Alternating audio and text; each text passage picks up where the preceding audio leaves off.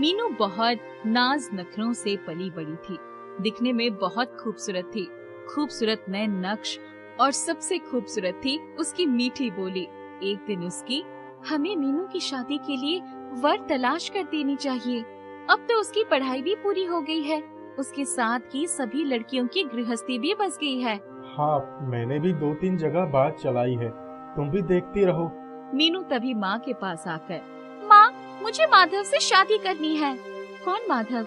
वही जो मोटरसाइकिल से घूमता है। हाँ माँ, वो बहुत अच्छा है, मुझे बहुत पसंद है। वो बैंक में काम करता है।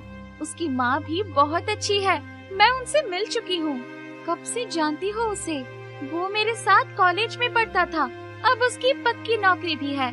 मैं तुम्हें बताने वाली ही थी। चलो शाम को उनके घर चलने हैं, उसकी माँ से मिलना होगा। शाम को वो लोग माधव के घर गए। माधव की माँ ने उनकी खूब आवभगत की। वापस आने पर, मीनू, तुम उतने छोटे से घर में कैसे रह पाओगी? वो लोग बहुत गरीब हैं, जो है सो लड़का ही है। पापा, मैं भी तो नौकरी कर सकती हूँ, लेकिन शादी मैं माधव से ही करूँगी। मीनू की जिद के आगे माता पिता की एक न चली। दोनों की शादी हो गई। मीनू ससुराल आ गई। कुछ दिनों तक तो सब ठीक रहा, पर अब उसको पैसे का अभाव खलने लगा। बैंक की बंधी बंधाई तनख्वाह कब खत्म हो जाती पता ही नहीं चलता। मीनू परेशान रहने लगी। एक दिन, मीनू, कल संडे है, मेरा एक मित्र अरुण खाने पर आएगा। उसकी पत्नी मायके गई हुई है, इसीलिए मैंने उसे बुला लिया। क्या खिलाओगी? छोले भटूरे बना लूंगी। तुम्हें भी तो मेरे हाथ के छोले भटूरे पसंद है ना? हाँ, वो भी बंदा क्या याद रखेगा। दूसरे दिन मीनू सुबह से ही घर की साज सज्जा और खाना बनाने में लगी थी। तभी, मीनू, अब काम छोड़कर अपना हुलिया ठीक कर लो, अरुण आता ही होगा। जी माँ जी। वो झट से तैयार होने चली गई। अरुण ने जब छोले भटूरे खाए तो उसे बहुत पसंद आए। वाह भाभी, आपके हाथ में तो जादू है। क्या भटूरे बनाए हैं? ऐसे भटूरे तो रेस्टोरेंट में भी नहीं मिलेंगे। अरे यार, क्यों चने के झाड़ पर चढ़ा रहा है? अरे मैं सच कह रहा हूँ, तू घर का बना खाना खाता है ना? पहले तेरी माँ बढ़िया खाना बनाती थी, अब बीवी भी अच्छी खाना बनाती है। मुझसे पूछ, मेरी बीवी तो रसोई से दूर भागती है, इसीलिए मुझे यहाँ के सभी रेस्टोरेंट के स्वाद का पता है। मीनू बहुत खुश थी। अरुण के जाने के बाद, माधव, क्यों ना हम भी अपनी एक छोले भटूरे की छोटी सी दुकान खोल लें? मैंने अरुण को बोला था कि चने के झाड़ पर मत चढ़ा, अब उसका फल तो मुझे ही भुगतना पड़ रहा है। तुम्हें तो मेरी हर बात मजाक ही लगती है। अरे नहीं, मैं मजाक नहीं कर रहा हूँ। अभी हमारी शादी को 1 साल ही हुए हैं। तुम्हारे घर वाले सोचेंगे कि मैं ठीक से तुम्हारी देखभाल नहीं कर सकता। माधव, मेरे पापा खुद एक बिजनेसमैन है, वो कभी ऐसा नहीं सोचेंगे। बात तो आई गई हो गई। अपनी खूबसूरत बीवी को घुमाने फिराने के लिए और उसके साथ श्रृंगार के लिए पैसे ही नहीं बचते थे। मीनू कभी कोई डिमांड नहीं करती थी, पर माधव को अधिक से अधिक पैसा कमाने की चाहत थी। एक दिन, सर, आपके लिए मैं कुछ लाया हूँ, प्लीज मेरा होम लोन जल्दी पास करवा दीजिए। आप बाहर चलिए, मैं आता हूँ। वो व्यक्ति बाहर गया तो उसने माधव को एक थैली पकड़ा दी। माधव ने थैली तुरंत उसके हाथ में वापस कर दी। उसकी हिम्मत देखकर उसके हाथ कांपने लगे। वो पशोपेश में पड़ गया कि क्या करे।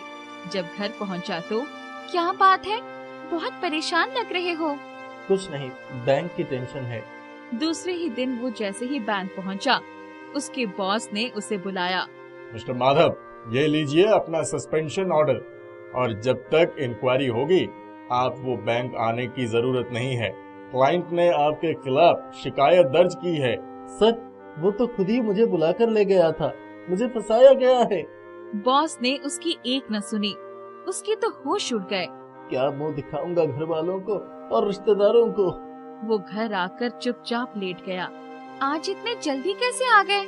मीनू, तुम कह रही थी ना कि हम अपनी एक दुकान खोल लेते हैं, वो समय आ गया है। चलो मेरे साथ चलो। पर हमारे पास इतने पैसे कहाँ से आएंगे? पहले हम किराए पर जगह लेंगे, फिर अपनी दुकान खोलेंगे। मैं तुम्हें कब से कह रही थी, पहले चलकर मम्मी पापा से बात कर ले। नहीं, उसकी जरूरत नहीं है। दोनों ने किराए की जगह पक्की कर ली। कुछ ही दिनों में उन्होंने अपना एक छोटी सी दुकान खोल लिया। मीनू तो छोले भटूरे बनाने में पहले से ही बहुत एक्सपर्ट थी।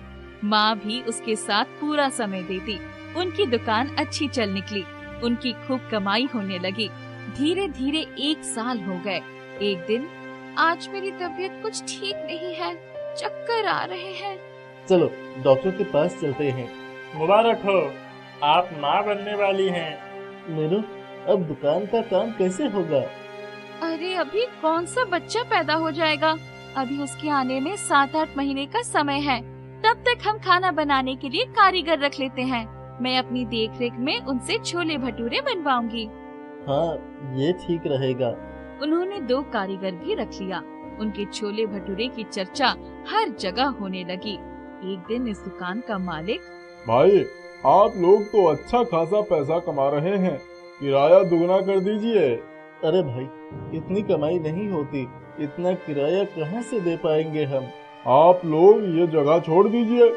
माधव और मीनू बहुत परेशान हो गए। माधव, तुम चिंता मत करो, हम जहाँ भी दुकान खोलेंगे वहीं चल निकलेगी। तुम मेरे गहने गिरवी रखकर अपनी खुद की दुकान के लिए जगह देख लो। नहीं नहीं मीनू, तुम्हारे माता पिता को पता चलेगा तो उनकी नजरों से मैं गिर जाऊंगा। मैं उनको बताने थोड़ी जा रही हूँ। अपने पास कुछ बचत भी तो है। जब हमारी कमाई होने लगेगी तो सबसे पहले गहने ही छुड़वाएंगे। माधव ने उसके कुछ गहने रखकर बाकी गहने गिरवी रख दिए और घर के नजदीक ही एक दुकान खरीद ली। कुछ ही दिनों में उनकी दुकान पर खूब भीड़ होने लगी, खूब आमदनी होने लगा। तभी एक दिन बैंक से फोन आया। माधव, आपकी इंक्वायरी में आप निर्दोष साबित हुए हैं। आपकी नौकरी फिर से बहाल हो गई है। आपको पिछले 2 सालों का एरियर भी मिलेगा। आप सोमवार से ज्वाइन कर लीजिए। इतना सुनते ही माधव की आंखों में खुशी के आंसू आ गए। हमेशा ईमानदारी की जीत होती है माधव। अब मुझे दुकान पर जाने की हिम्मत नहीं रह गई है। तुम 1-2 आदमी और रख लो। तुम चिंता मत करो, हमारा बच्चा बहुत भाग्यशाली है। देखो ना, अभी वो आया भी नहीं है और मेरी बहाली का संदेश आ गया। मेरे ऊपर लगा दोष भी दूर हो गया। उन्होंने 2 आदमी और रख लिए। माधव दिन भर बैंक में रहता, शाम को दुकान संभालता। उसकी माँ भी दुकान पर ही रहती। मीनू का बेटा होने के बाद उन्होंने बहुत बड़ी दावत रखी। मीनू के सारे गहने भी उसने छुड़ा लिए थे। मीनू सजी धजी बेटे को गोद में लेकर बैठी थी। हमारी बहू बहुत ही समझदार और हिम्मत वाली है। उसकी सूझबूझ से ही आज हम इतने बड़े कारोबार के मालिक हैं। उसने छोले भटूरे बेचकर हमारी गरीबी दूर ही कर दी। मीनू और माधव एक दूसरे को देखकर मुस्कुरा उठे। उनका जीवन खुशियों से भर गया।